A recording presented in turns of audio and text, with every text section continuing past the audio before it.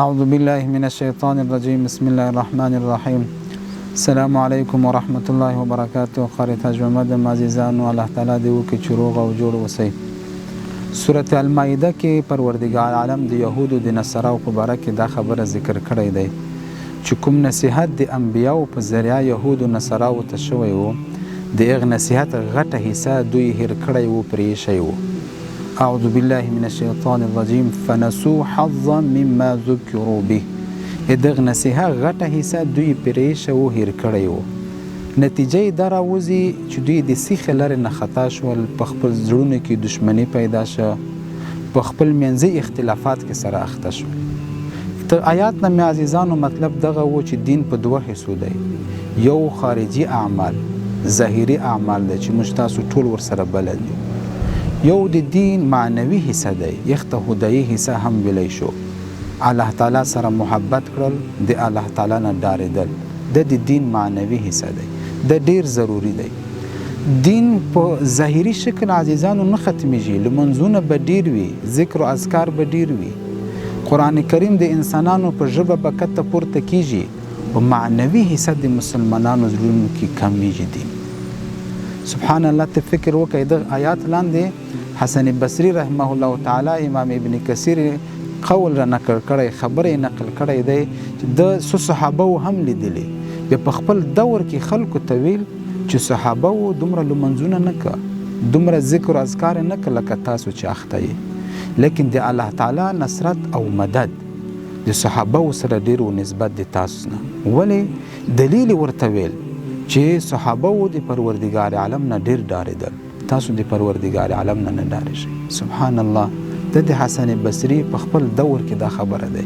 نن سبا ته راشو، زه و تا 24 ساعته کوم اعمالو سره مخامخ کیږو، کوم خبرو سره، کوم اعمالو سره، آیا فکر ته مو راځي چې دغه کارو پوښتنه ما و تا نه یوه ورځ کیږي، ځواب به یې ورکوو؟ آیا فکر مو کوم کار سره چې زه و تا مخ کیږو ذهن کې مو دا هم شته چې زه دا کار وکم، دا خبرې وکم، الله تعالی اوري، الله تعالی ما ویني؟ دغه فرق دی. صحابه و همیشه د پروردګار عالم په عظمت کې ورک وو، موږ همیشه د انسانانو په عظمت کې ورک وو. پر صحابه و سیرت ډک دی، همیشه یې ذهن او فکر کې دخ کې وو چې الله تعالی به څه وایي، پوښتنه به کوي. سبحان الله. ما و تا ذهن او فکر دخ کې دی چې خلک به څه وایي. زه مثال درکوم چې په خبره نور هم ښه سره پوه شو.